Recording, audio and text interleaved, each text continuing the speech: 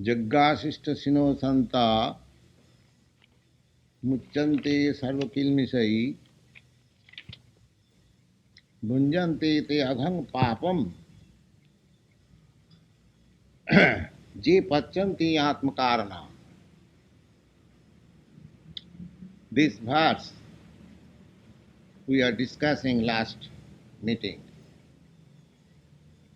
that we should eat after offering sacrifice. Lord Krishna says that things which are eatable we receive by the grace of the Lord, we should acknowledge it. We should not be forgetful that our eatables which come to us, they can be manufactured by our sweet will. No. The arrangement is so nice in the administration of nature that we shall get all our necessities of life by the grace of God, and our duty is to advance ourselves in the right knowledge of our spiritual existence without unnecessarily engaging ourselves for sense gratification. That is the difference between human civilization and animal life. The beginning of our Bhagavad-gītā lesson is based on that we are spirit, consciousness. We are not this body. And the whole function of the human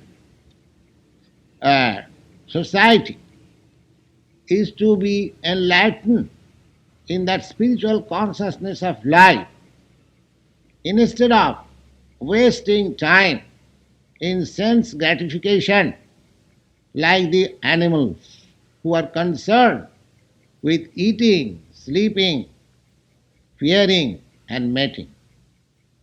That is the background of our this discussion, that we are different from the ordinary animals. So the common factor of animal life and human life is these four principles of bodily demands, namely that we require to eat and we require to sleep, we require some defensive measures for protecting ourselves from the enemies, and we require some extent of sense gratification. That is the needs of my body. They are not the needs of myself as I am, spirit soul. Oh. Now, if I want to get rid of this bodily encasement or the threefold miseries of material existence, then I must put myself under treatment. Just like a diseased man goes to a physician for treatment to get out of it, to get relief from the sufferings of the disease. Similarly, our material existence consisting of threefold miseries and birth, death, old age and diseases, if we are actually conscious for our happiness, we must make a permanent solution of these miseries. That is the mission of human life. So, for making that mission fulfilled, we have got developed consciousness than the animals. That developed consciousness should not be misused only for the animal propensities of life.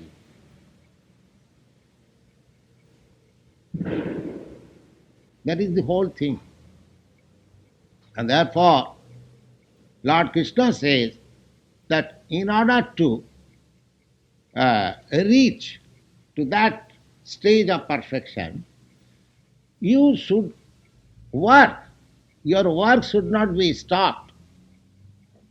We have already discussed this point that niyata kuru karmatam karmabhyayo jhakarmana, that your prescribed duty should be prosecuted nicely, go on, don't stop it, but work for the life of karma yoga.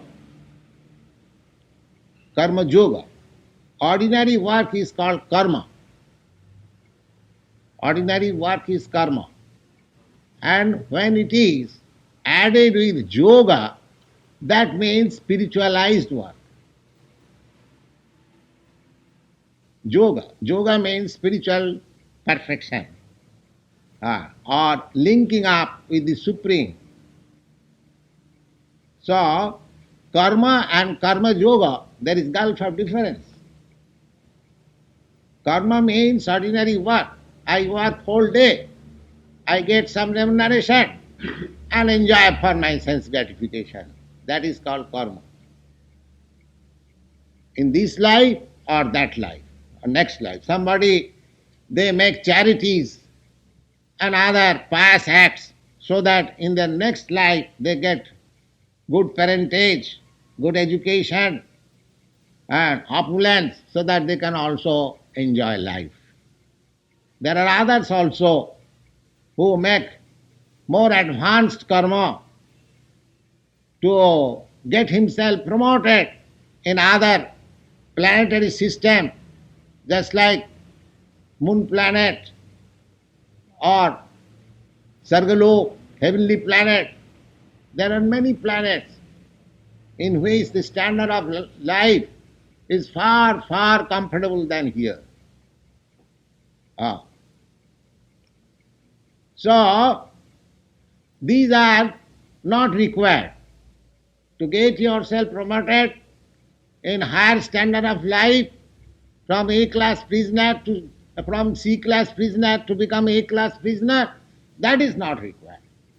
Bhagavad-Gītā does not teach us that you improve your life in the respect that you are now C-class prisoner, you become A-class prisoner. No. You should not remain a prisoner. You should get yourself this prison life. This material life is prison life. Just like in prison house, we are forced to undergo some sort of miseries. We may agree or not agree, or we have to undergo. In prison life, you cannot deny. The state agents are there. He prescribes some work, you must do it. If you say, no, I cannot do it, I am not accustomed to do it, no, then you will be again more punished. Similarly, this is our prison life. This material existence is our prison life. And Prakriti, nature, is the forceful agent. She is always enforcing us to do, to act. Prakriti kriyamanani gunai karmani sarvas. So this is going on. Now if you want to get rid of this imprisonment, then you should begin this karma yoga. Karma plus yoga. Yoga means in connection with the Supreme. That connection with the Supreme begins with this formula, jagga, sacrifice. What you are going to sacrifice, what you have got. Everything is given by God. Anything which you possess, you have not brought anything with your birth. You have come naked from the womb of your mother, and when you shall die, you shall go naked. So whatever you possess, that is given to you for proper use. We should understand that. The whole resources of material nature, they are under your control for making proper use. You can live comfortably, you can eat comfortably, you can live peacefully without any creating animosities or quarrel with your neighbors, and prosecute your spiritual life so that you get rid of this material existence. That is the whole program of material nature. But misusing our developed consciousness, we are trying to misuse the resources of material nature in a different way for aggravating the sense gratification. That is the whole mistake. So, Krishna says that whatever mistakes you have done, I don't mind, but you act in this way. Jagyat, you work. Suppose you have misused your developed consciousness in so many ways and you are now entrapped. You can suppose you have started a very complicated industry. Now, if I say that this complicated industry is not required by you, you simply require some fruits and grains to eat, why you are engaging yourself into this complicated and dangerous form of earning your livelihood? Stop it. No, that is not possible. That is not possible. Now you are entangled. You cannot stop. Śrī Kṛṣṇa says that don't stop your work, but by the result of your work, you try to make sacrifice for the cause of the Supreme. Then your entanglement will be automatically loosened. The whole energy which you apply in your industry, if the result is offered to Krishna, that means that energy is utilized for Krishna. Not for that industry, but for Krishna. That is the thing. Just like Arjuna. What was he? He was a military man. He was not a sage. He was not a learned Brahmin. He was ordinary royal family, belonging to a royal family, kingly order, and a householder, family man, having children, wife, and a military man. But how Arjuna became the greatest devotee of Lord? The Lord sacrificed, bhaktosi, priyosi me. My dear Arjuna, you are my very dear friend as well as a great devotee. Now, what is the reason? He was not a sannyasi, he was not a Vedantist, he was not a philosopher, nothing of the sort. Still, you will find in the 4th chapter, Lord says, oh, my dear Arjuna, you are very dear to me and you are my great devotee. Now, if a person becomes very dear to the Supreme Personality of Godhead, then what else he wants more? How he became so? He became by this karma yoga. Karma yoga. He was a military man, and the problem was before him whether to fight with his kinsmen or not. That was his problem. Now mind that he was fighting man in the beginning before hearing the Bhagavad-Gītā, and he remained a fighting man after hearing Bhagavad-Gītā. Similarly, suppose you are engaged in some particular type of work before hearing this Bhagavad-Gītā, and after hearing and understanding Bhagavad-Gītā, you will have to remain in the same position. Not that after hearing this Bhagavad-Gītā, as you are kindly coming here, you will have to take a dress like me and live up your family connection and become a mendicant like me. No, no. It is not meant like that.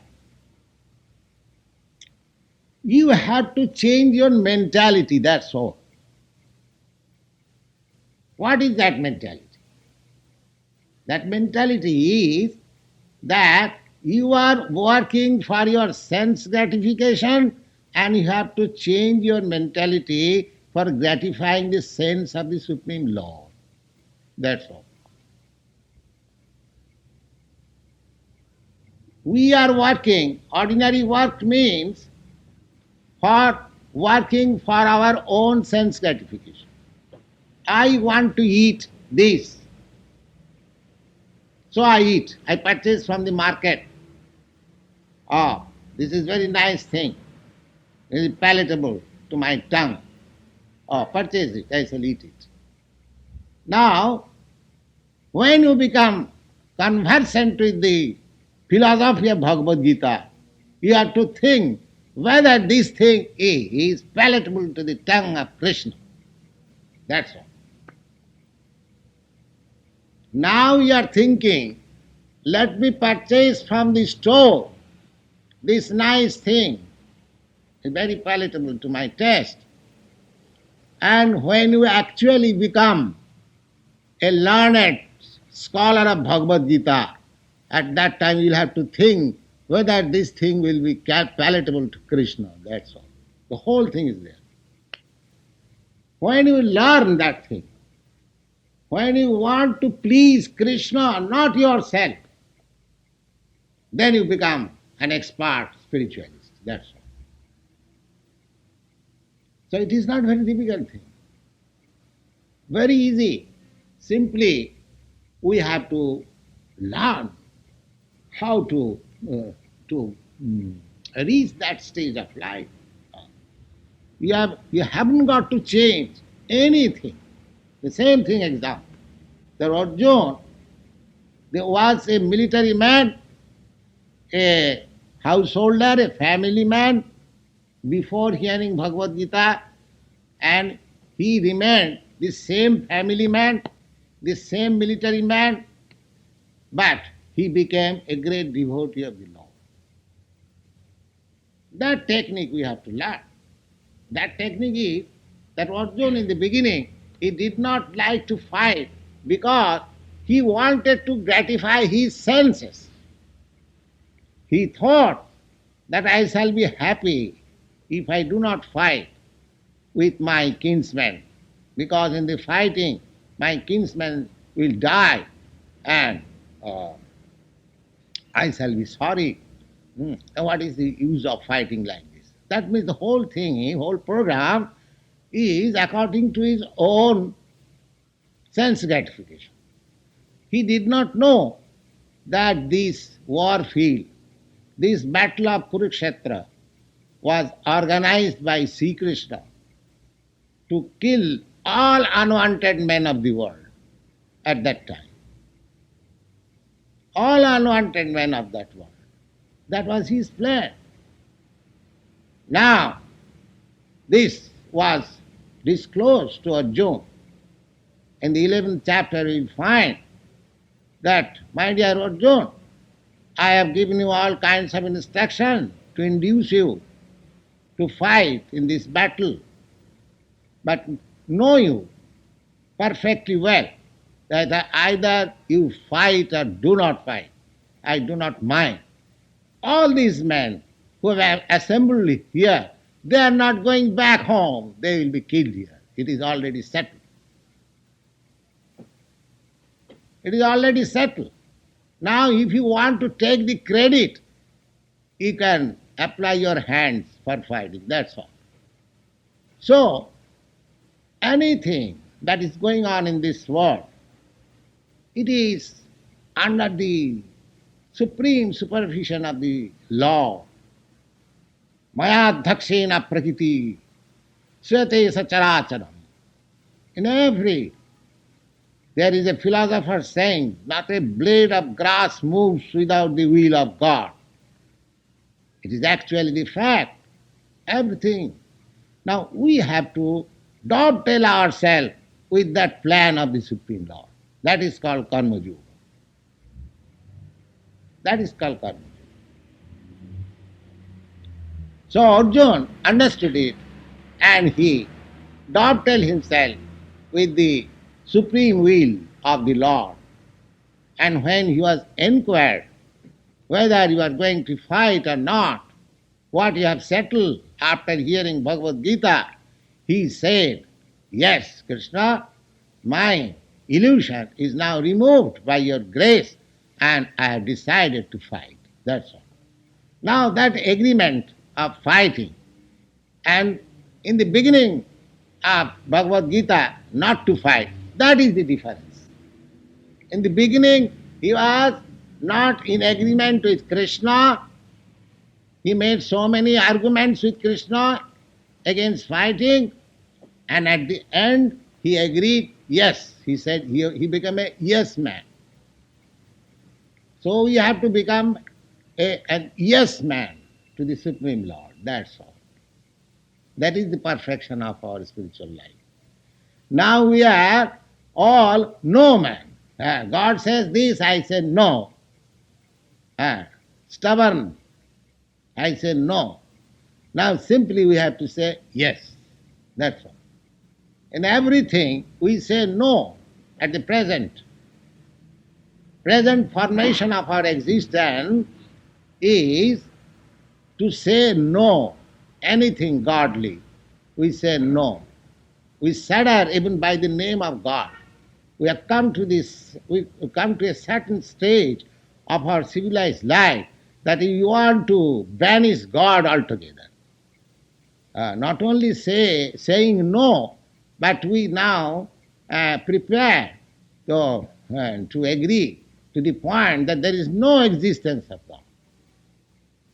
So how much foolish we are becoming day by day in the name of advancement of civilization. You see? So we should correct this. Now we shall try to understand our position and try to say, yes, there is God and I am servant of God. That's all. You have to learn that thing. No more we have to say that there is no God. We may say there is no God, but that does not mean that there is no God. You see? Just like a upstart, he says that I don't believe in the government. There is no government. I am all in all. So that madman say like that does not mean that there is no existence of government.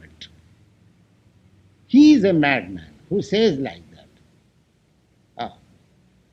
So that sort of, I mean to say, madness, we should give up.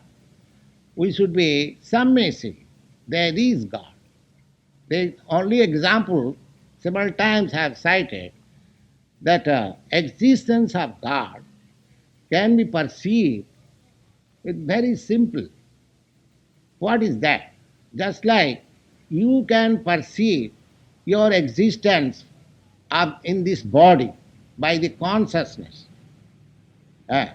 You have got consciousness. That point we have discussed several times. That consciousness is the symptom of your existence in this body. So long that consciousness is there, this bodily function is going on very nicely. Now, you are eating.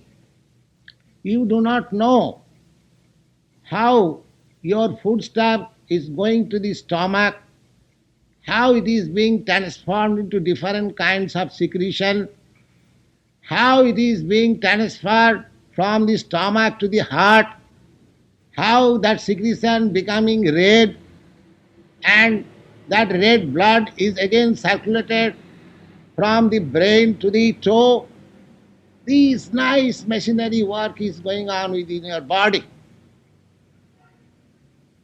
This physiological condition is present in your body. You are taking your foodstuff, the necessary juice, vitamins are taken by the stomach, it is distributed, and the exhaustion of your body is supplemented, and the unnecessary things evacuated by stool, urine. The nice thing is going on. Now, as soon as this consciousness is stopped, will this function go anymore? No. You will find the same brain is there, the same heart is there, the same stomach is there. By dissection of the body, you will see the same veins, everything is there, complete. But only thing is wanting that consciousness, therefore everything is stopped. This is a common factor, everyone can know it. Similarly, the whole cosmic manifestation which is present before you, so nicely going on, don't you think there is a consciousness behind it?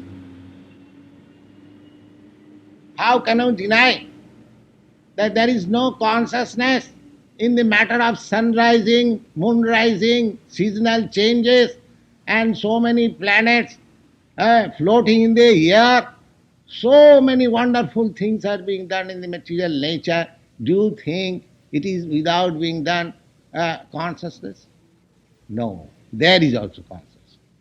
Just like for the management of your own body, due to the consciousness, everything is being well done. Similarly, everything that you see very nicely well done in the material nature, that is also being done by superior consciousness. This is human reasoning. How can you deny it? Can you deny it? I don't think any sane man can deny it. But similarly, as your consciousness is a symptom of your presence, you are spirit soul.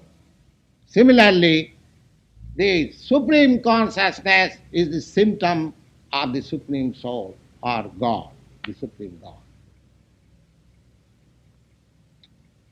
This is the position. Now, as consciousness, we are part and parcel of the supreme consciousness. Therefore, the whole business of our life is to dovetail our activities with the supreme plan. That is called karma yoga. That is called karma yoga. Eka bahushyama. In the Vedic literature, you will find that God has expanded himself into many. Just like the father expands himself into many children. The children is nothing but expansions of the body of the father. Similarly, we all living entities, spiritual parts, or living souls, we are also expansion of the Supreme Spirit. Now, the reason is why the Supreme Spirit soul expanded himself into so many. What is the purpose? We have to understand. Now you can take the example. What is the purpose of fathers expanding himself into children? A father takes the responsibility of maintaining the children. Why? Why he takes such grave responsibility? A family man. That why is answered just to have a happy and enjoyable life. That's all. Similarly, God has expanded into so many living entities because He wants enjoyment. He wants enjoyment. Because you'll find in the Vedic literature that the nature of God is Satchidananda Vigraha, Anandamaya Abhyasa. By nature, He is enjoying. So, we must understand that God has expanded Himself into so many living entities just for His enjoyment. Now, we are meant for, just like father is, sons, children are meant for satisfying the father. Similarly, this is a common sense affair that we living entities, we are meant for satisfying the Supreme. That satisfaction of the Supreme can be done by a performance of Jagga. That is the beginning. So here it is prescribed that Jagyarthe karma, karmani, annatra, that is we have discussed. Jagyasista sino santa, muchante sarvakilmisai. If we perform sacrifice for the satisfaction of the Supreme, then the result will be that we shall be free from all reaction of our sinful life. And if we do not do that, bhunjante te tadhang papa je pachanti atmakaranat. Atmakaranat means simply for his own sense gratification. Now that Jagga, I have several times and before you I have explained that asnati. Asnati means one who eats. So our Jagga begins from the eating. Because eating is the first item of the necessity of our life. Eating, sleeping, fearing, and mating. Now, eating is essential. So, here in the Bhagavad-gītā openly speaks that just control your eating process in the Jagga. Just begin your karma yoga from the eating formula. Then gradually other things will develop. Because our senses, there are so many senses. We have got the eyes, the ear, the nose, the tongue, the hand, the leg, and so many. We have got 10 senses, sensory organs and working organs. So these organs, there are, out of all the organs, the tongue is the most uncontrollable organ. Tongue. When we eat, perhaps those devotees who eat with us, we chant this, that Sarira Avidya Jal Jarandriya Taheka. This body is the encasement of our nescience, of our ignorance. And in that body, the senses are our greatest enemies. Out of that, the tongue is the most powerful enemy. Tar madhye jivhavati lobhamaya sudurmati. Lobhamaya sudurmati, because tongue is always hankering after palatable things. And it is making me bound up in so many reactions of my life. That is the secret. Therefore, in the Bhagavad-gītā, in the beginning, the karma yoga begins with the tongue. Jagyasisto sinasam. We have to eat. Now we have to control the tongue first. How we can control the tongue? By offering sacrifice. By offering, we have to take food stuff for maintaining our body.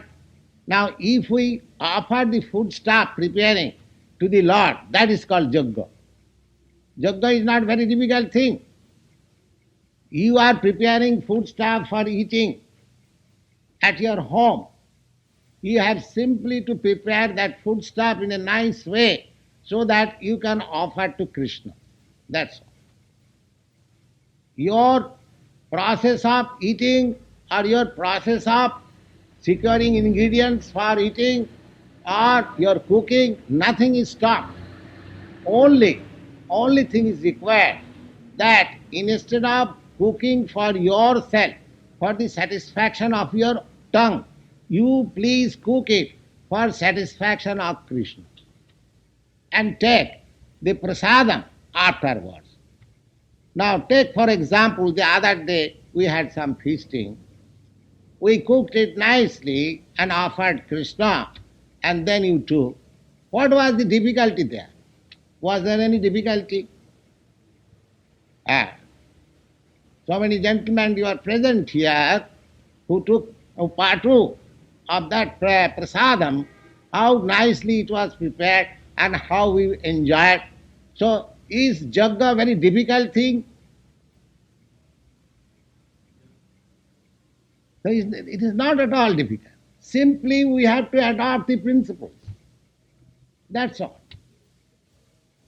And if we adopt that principle, here it is clearly said, the yajna sistasino santa, but these things are arranged by pious men and devotees of the Lord. Ordinary men, they don't care. What is this nonsense yajna? Let us go to the hotel and check to our palate of things. You see?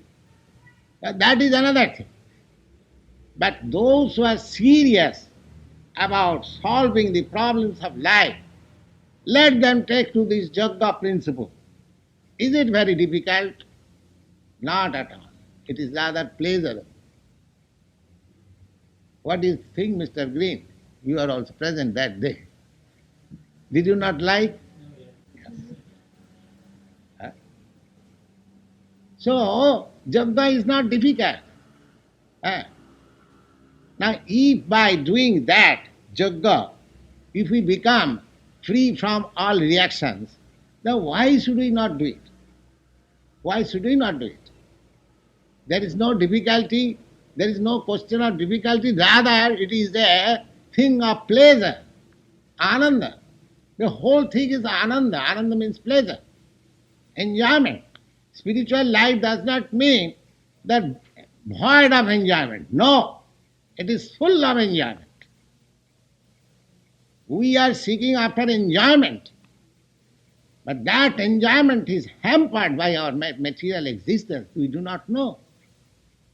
We are trying to squeezing out the senses and trying to have material pleasure. This is nonsense, because we do not know what is spiritual life.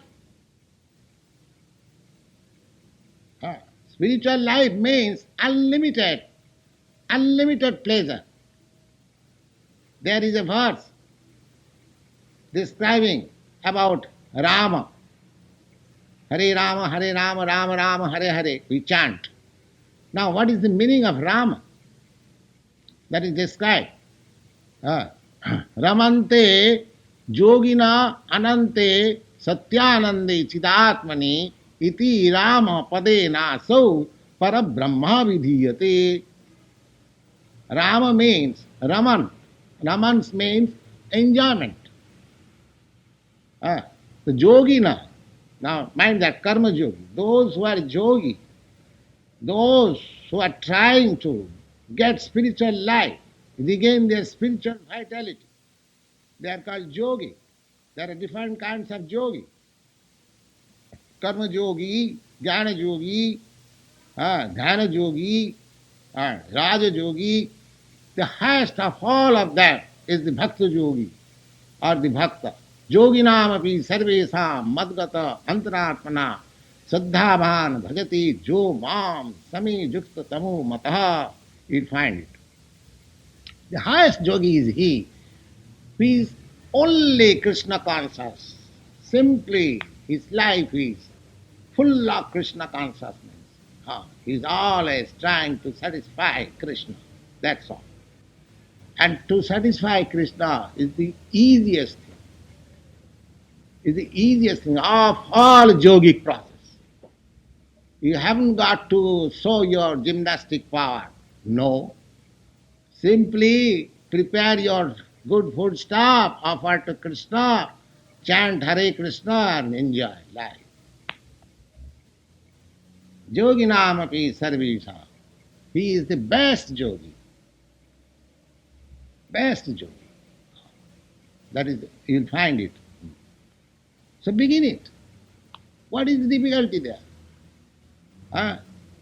So far the techniques are required. We are present. The books are there, the literature are there, the authorities are there. Simply we have to agree, yes, man. Simply you have to agree, yes. Henceforward we shall become karma yogi. Then from that very point your life begins. Oh, karma yogi. The yes man, mind that instead of saying no to Krishna, just like Arjuna said no in the beginning, no sir, I am not going to fight. You don't try to induce me, my dear Krishna. Oh. He argued so many things with Krishna. And then at the last moment he said, yes, I shall fight. So from no man to yes man, that's all. So we have to agree. Now, we are now no man. We say everything about God, no. Now, we have to learn yes. So you become yes man and begin this karma yoga, beginning from your life of eating, because eating you require. Without eating, you cannot exist. Therefore, Bhagavad-Gītā teaches you that you begin your karma yoga from the point of eating. Jagga-asishta sino santa mucchanti sarva-kilmisai bhunjante te adhang papa je pachanti atmakarana. Now, people may say, why shall I bother myself about this Jagga principle? No. You have to bother yourself in the Jagga principle if you actually want to be happy. The next clause explains like this. Annad bhavanti bhutani Pajanyat anna sambhava Jajñat bhavati pajanya Jagga karma samudbhava. That now why you should have to perform Jagga? That is obligatory. Not that you are very kind to prepare your food stuff and offering to Krishna. It is very kind. No. It is for your interest. It is for your interest. Why? Now, annad bhavanti bhutani. You have to eat. Can you say that without eating I shall continue my life? No. That is not possible. You have to eat. Annad bhavanti bhutani. If you want to exist, if you want to maintain your body and soul together, then you have to take anna. Anna means food stuff. Or anna means grains, natural food. Generally, anna means food stuff, and another technical meaning of anna means grains, which is produced from the land for eating of the human being. For human being, so many things are produced from the land. The grains, the fruits, the vegetables, so many things. They are meant for human being. The grains are not meant for the tigers. The grains are meant for the human being. The fruits are meant for the dogs. The fruits are meant for the human being. The milk is produced by the cow, but it is not meant for the cow. It is meant for the human being. If you offer the milk, 30 pounds of milk, after milking the cow, and if you offer to the cow, it will refuse. It will refuse. I don't want it. Give dry grass, oh, it will be very glad. It will be very glad. So, everything is organized by the nature.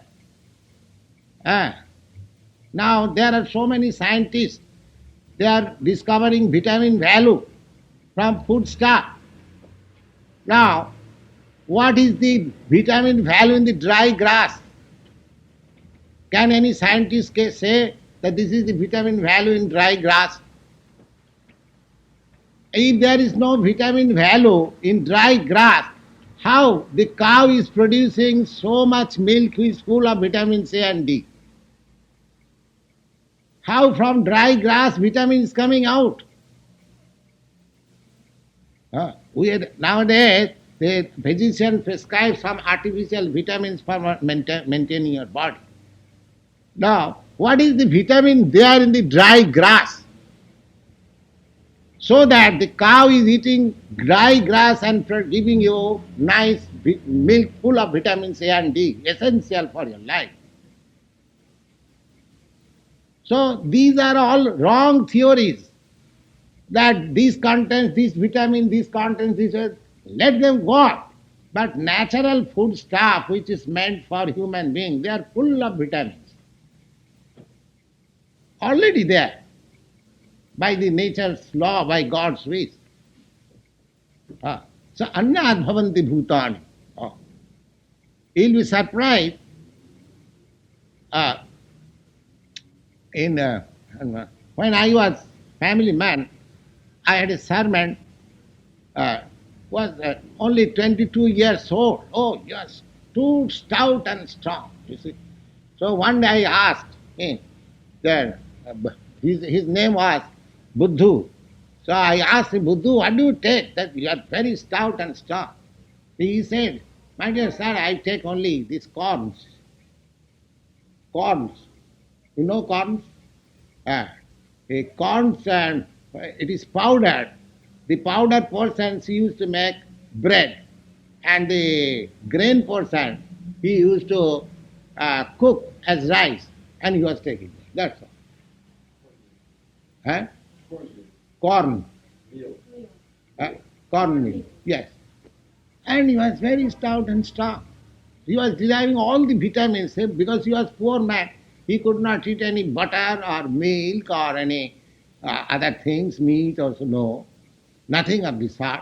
He was simply eating. He was drawing at that time only 22 rupees from me. 22 rupees means, according to an American exchange, is come to $5. $5 a month, his income. And what he could spend. So he was taking the cheap food, but he was very strong and strong. The whole idea is that these grains are meant for human being. Coarse grain or fine grain, there are so many varieties of grain, varieties of rice, varieties of dal, according. Now the fine rice, the basmati rice, the liberal class, in India of course we have got this distinction, they are not satisfied with this white rice. They want coarse grain for satisfaction. While gentleman class, they cannot eat coarse grain. They want finer grain. So all these varieties of grains and vegetables and everything is there by nature's arrangement, by God's arrangement. Here it is said, annad bhavanti bhutani. Now, your body depends on the foodstuff supplied by nature. Annad bhavanti bhutani parjannat anna sambhava. And these grains are produced by rains. Parjanna. Parjanna means regular rainfall from the sky by the arrangement of God. It is not your arrangement. Rainfall is not your arrangement. It is supernatural arrangement. If there is regular rainfall, then it can produce all the necessities of our life. I think, Carl, you are reading from the Bhagavad-gītā about Maharaj Yudhishthira's reign during his kingdom, how rainfall was regular and the necessities of human being were being produced. So here it is the same thing. Anna, the gains our life subsistence, human being. Anna bhavanti bhutani, and grains are produced by regular rainfall. Parjannat anna sambhav. Parjanna means rainfall. And jagyat bhavati parjanna. And rainfall is produced when you offer jagga, sacrifice to the Lord. Regular rainfall will be possible when people are engaged in the jagga. Otherwise, nature will control rainfall. For want of rain, all your arrangement, mechanical arrangement, tractors and all these things will all fail if there is rainfall. There is no rainfall. So, control of the rainfall is not in your hand. It is in supernatural power. So here it is said that rainfall is made possible by offering jagga, by sacrifice. Parjannat, jagyat bhavati parjanna, jagga karma samudbhuva. And jagga is prescribed according to the Vedic rituals. Now just see the link. Living entities, they can develop by eating grains. Grains are produced by rainfall. Rainfall is made possible by offering sacrifice. And the process of sacrifice is given in authoritative scriptures like Bhagavad-gītā, Bhagavad and Vedic literature. What is the process? So, because the beginning is from the Brahma. Brahma means Veda, transcendental sound. Therefore, if we work according to the direction of this Bhagavad-gītā or Vedas, then the whole thing becomes, spiritualized. Whole thing becomes spiritualized. Because karma jagga karma samudbhavam, karma. And if your karma is regulated by the direction of Krishna, just like Arjuna regulated his karma, his warfare by the direction of Krishna, then by regulation of karma, you perform jagga, sacrifice, and for your performance of jagga, sacrifice, there is regulative rainfall, and from regulative rainfall, there is sufficient production of grains and foodstuff, and from your sufficient foodstuff, you can grow yourself, body, maintain your body very nicely. The whole program is like that. Annad bhavanti bhutani, parjannat anna sambhava, jagyat bhavati parjanna, jagga karma samudbhavam. Karma brahma bhavang vidhi, and the nature of our karma, how we should work, that is directed. That is directed in Vedic literature, just like Bhagavad-gītā, just like Arjuna was directed. Now, karma brahma vidhi, brahmakhara samudbhavam, tasmat sarvagatam brahma nitta jagge pratishthitam. Therefore, my dear Arjuna, if you begin your life by performance of jagga, then that means at once your life becomes spiritualized. At once your life becomes spiritual. That's what you want.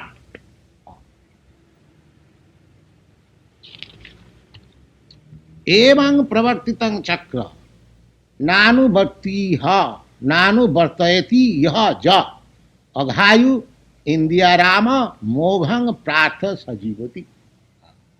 Now here is injunction.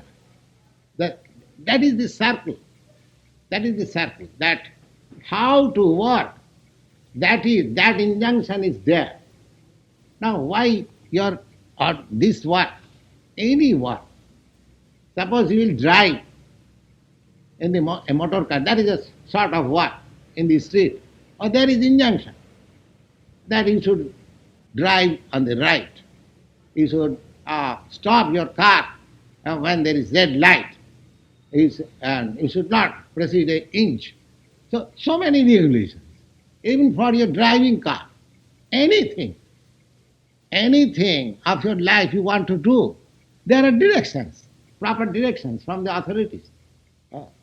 And why not for your spiritual life? Why not for spiritual life you can do anything and everything what you like, what you manufacture in your brain? No. How can you do it? In every field of your work, in practical life, you have got some direction that you have to act in this direction. Suppose you are working, running on a factory. Oh, there are so many factory laws. Anywhere you go, there are directions from the superior authorities. So, is there no direction for your spiritual realization of life? Yes, there is. We have to abide by that. Therefore, Lord says, Evang pravartitang chakram. This is a circle. Circle. That in Vedic literature, Vedic scripture, they give you direction how to work. And by working, you perform yoga. By performing yoga, you have got regular rainfalls. By regular rainfalls, you get production of grains. And by production of grains, you eat and live happily. So this is a circle. This is a circle. So Lord Krishna says, Evang pravartitam chakram. Chakram means circle. This is a circle. Nanu vartayati iha ja. One who does not follow this circle of activity, aghayu, he is simply spoiling his life. He is simply aghayu. Aghayu means he is duration of life. He is duration of very valuable human form of life. He is simply wasting. Why? Indriya Rama, simply for sense gratification like the cats and dogs and hogs. Aghai Indriya Rama, mogham partha savijyoti. His life is now doomed. His life is now doomed. So this is the injunction of Lord Krishna. Evang pravartitam chakram nanu vartayati iha ja. Anyone who does not follow this circle of activities, then it is to be understood that he is spoiling his valuable human life and his life is doomed. Hare Krishna.